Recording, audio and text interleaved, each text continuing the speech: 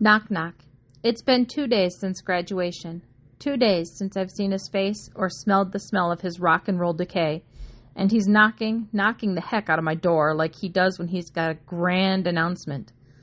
But what does he have to say to me this time? What could we possibly say to each other? How do you forgive a person who ruined what was going to be one of the best days of your life? I can't imagine what kind of peace offering he'll bring me. Stop knocking, I finally say. Just come in or go away.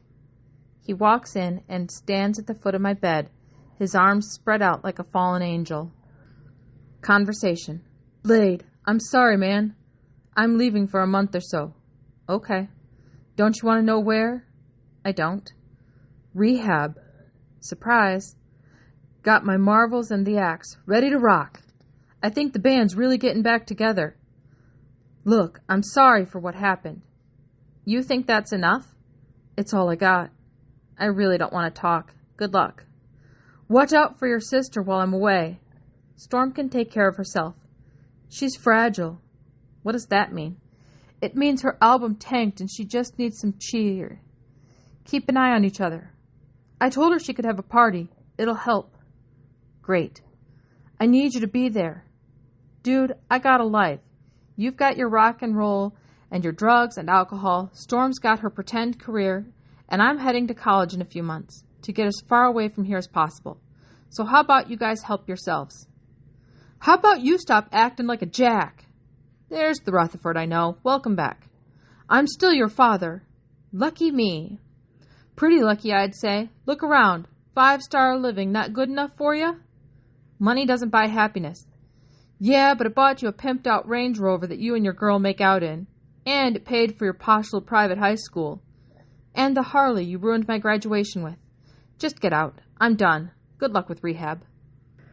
When the limo arrives to take Dr. Feelgood to rehab, he's all crocodile tears. They're trying to take my hedge. If I don't make it back... Stop, Daddy. You'll be fine, Storm says.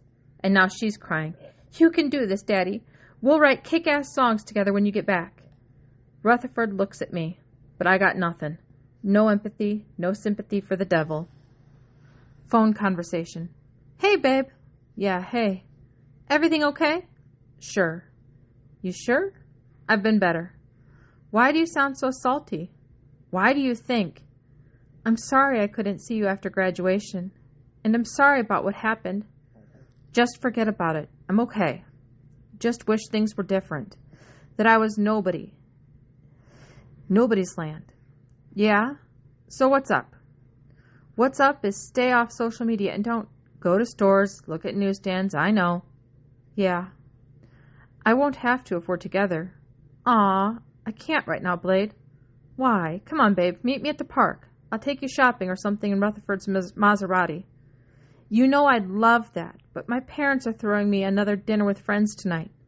Tonight? That's nice. How come I didn't know? I meant it was kind of a spur of the moment. Who's invited? Just a couple of girls and some people, friends. Just a group of people. People like who? Vaughn? Is Vaughn going? Blade, my parents told me to invite all my friends. You know you would be the first person on my list if my parents didn't forbid me from seeing you. But Vaughn, really? My favorite guitarist. Sometimes when I feel like time is a speedway and my mind races round and round so fast, I walk the dogs to clear my head. Then I go to Santa Monica. Soundboard. I walk the boardwalk looking for Robert, a magician who turns worries into songs. In between gigs, he sits under a palm tree, smiling with the few teeth he's still got.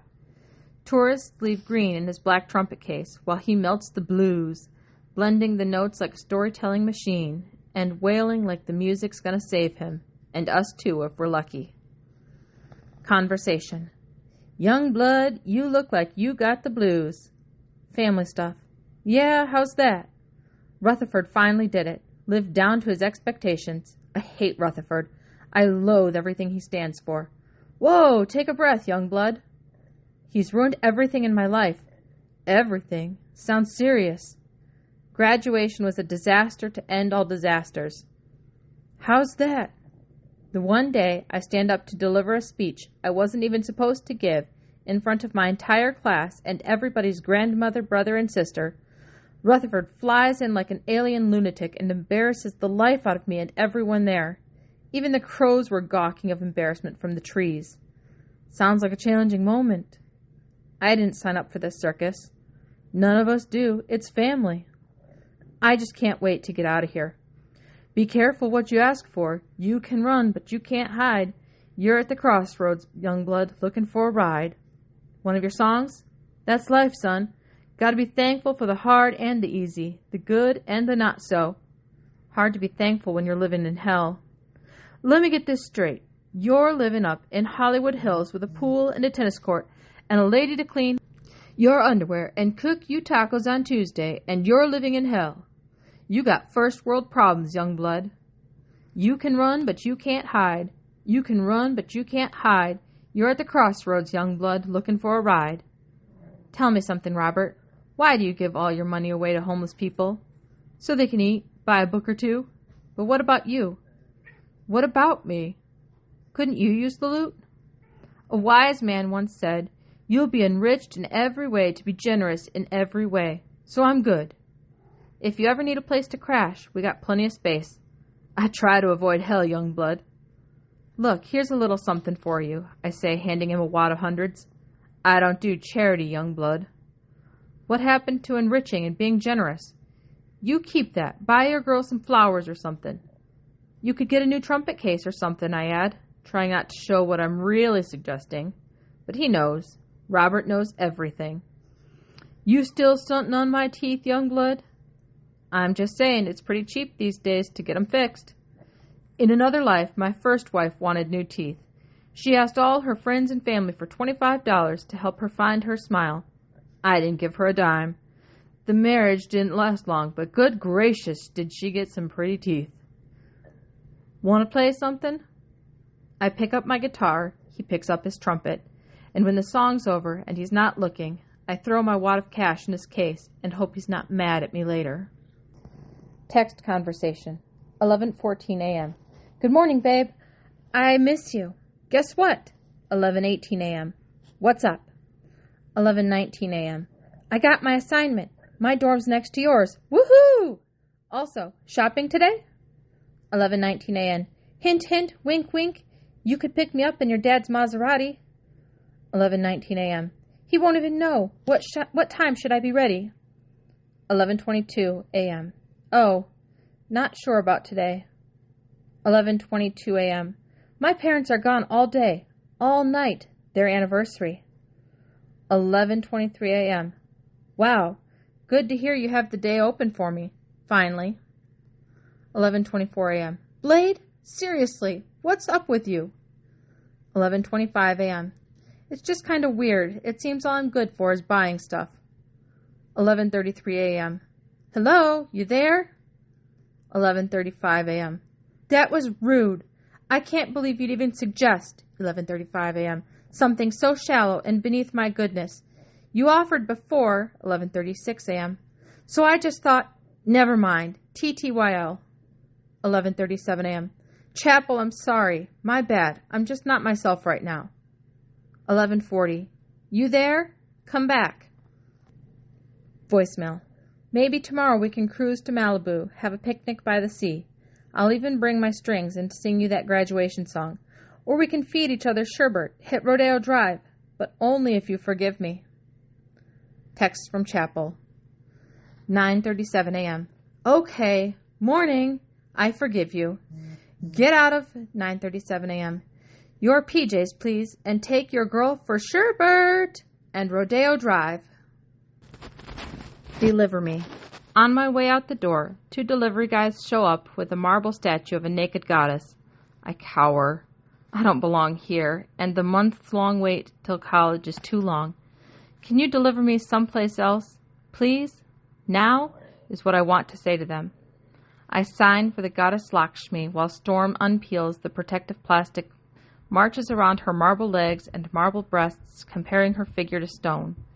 Her 4 hands represent the 4 goals of life, she says, rubbing the breasts as if they'll bring her wisdom or luck. Oh, okay, thanks for sharing. Dharma and karma, and the other 2 I forgot. So what are you, practicing Hindu now? She's the goddess of wealth and prosperity. Me and Dad ordered her for my party. Isn't she beautiful, Blade? My sister is beautiful, but not in the way she thinks. She's beautiful because she still believes our father's a hero. She trusts in his dreams for her. She naively believes she'll be the next big thing and that her position in life is set in stone. This makes me feel sorry for her because she's clueless. She picks up Mick and Jagger to celebrate the arrival of yet another Morrison monstrosity, ceremoniously dancing around the statue. But the dogs get freaked out by Lakshmi's forearms, jump out of Storm's, and smashed right into her, sending the goddess tumbling off her base and crashing to the floor, shattering Storm's dreams into a million little marble pieces. Phone conversation. What's taking you so long? Had a minor emergency at our house. Leaving now, babe. Everything all right? Is it ever? We're at Ruby's, the best ice cream in Hollywood, and I'm telling her how I honestly believe my old man could finally be changing for the better, and that he swore to us he'd complete rehab. No more drink, no more drugs. When a white van pulls up and out jumps fire-breathing paparazzi with loaded cameras pushed in our faces. How's it going, Blade? Doing great. Now leave us alone. We just got word Rutherford's back in rehab. Yep. Good to know he's getting help. We want him to live. It'd be a rock and roll tragedy if... Really, that's enough. We keep walking into Rudy's, but they follow us in like hyenas laughing, dragons stalking. Do you think your life was over when your old man crashed to graduation? He really knows how to liven up an event, another one chimes in. Does it look like I think my life is over? I come at them with fists, but Chapel pulls me back. When doves cry. I grip the steering wheel like we're driving through a hurricane. You're almost out of gas. We'll be fine, babe. Where are we going? As far away from this madness as possible. Rodeo? She puts her hand on my leg to soothe me. Not exactly. Finding Robert. Chapel and I walk the pier to find Robert, only he's not there, or in any of his usual spots. I ask James, who fishes on the pier every day, rain or shine, to help us find Robert. Try Leimert Park. They got a jam session going on tonight, he tells us. Chapel whispers, Another day, Blade. I should probably get home. It has to be today. You have to meet him today, I say. Seriously? Thought we were going to Rodeo Drive. It's important, Chapel. He's important. I need you to see. See what? I just need you to see. We pay the $15 to get into 5th Street Dick's Lounge in Leimert Park, where the musicians jamming on stage nearly outnumber the people drinking and shimmying in their seats. Hearing Robert up there on a bona fide mic for the first time is like entering a universe where melody and soul and groove and element collide into something strange and magical. She kisses me long and hard like a riff strung out. Is it possible to overdose on love? He finishes his set and waves us over. Youngblood, how'd you find me? I know people. I see, he says, eyeing Chapel. This is Chapel, he says, finishing my sentence. She reaches out to shake his hand. But Robert doesn't shake hands. He bows. Chapel bows her head, too. It is a blessing to finally meet you, Chapel. How'd y'all like the show? Pretty dope, she says. Robert nods at Chapel. I knew I liked you. It was okay, I guess. Okay? Boy, you better recognize your little rock and roll started in these mean streets. I know. Sit down. You need a lesson, and school's about to be in session. Track 3. Crossroad Blues. Rocker, Robert Johnson. Album, The Complete Recordings. Label, Vocation. Recording date, November 1936. Studio, Gunter Hotel in San Antonio, Texas. Youngblood, don't you know rock and roll is just the blues minus the hope, plus a bunch of screaming guitar? All these good old boys just borrowed from gospel and the blues. But don't tell them I told you so. Zeppelin, Clapton, all the greats. They just channeled Howlin' Wolf and Chuck Berry and the original Robert Johnson. Did you know before Robert Johnson was called one of the fathers of rock and roll, he stood at the crossroads and sold his soul to the devil, traded in his eternal residence for guitar-playing powers that would rock the world? Sounds like Rutherford. Out of gas. That was fun. That guy's real special. I always feel good when we hang. We make a left on Grenshaw when my car sputters and the engine nearly shuts off. Blade, I told you we were almost out of gas. It'll be fine. There's a station right over there. Did you hear that? Is the car even on? I tell myself everything is going to work out fine, but I am wrong. So wrong. Crisis at the pump. What are you doing here? Mom? What are you doing here, Chapel? She looks at me and then at her daughter. Blade and I went to see his friend perform at... Chapel, you know the deal. This right here cannot happen. Blade, you seem like a nice boy, and I'm sure this is hard. Mom, you know how much we care about each other. Your father and I made a decision, and it's final. Now say your goodbyes. 5 minutes. I'll be in the car. Don't keep me waiting. I would hate to tell your father. Chapel and I embrace, frozen in fear of this moment we've tried to hide from. Come on, Chapel, her mother yells from the car. And like that, she's stripped away again. She won't even look out the window of the car as they drive off. I fill up my car and try to fill up the emptiness in my spirit on the long drive home across a world of canyons. Don't fret, Mom would say whenever I was sad. My fingers glide and press down on the frets of my guitar, secret sounds of pain burning my ears, stinging my eyes, hands shaking like caffeine itself, and it doesn't stop. And I start thinking about how dangerous this feels, to love someone so much when they can't be with you,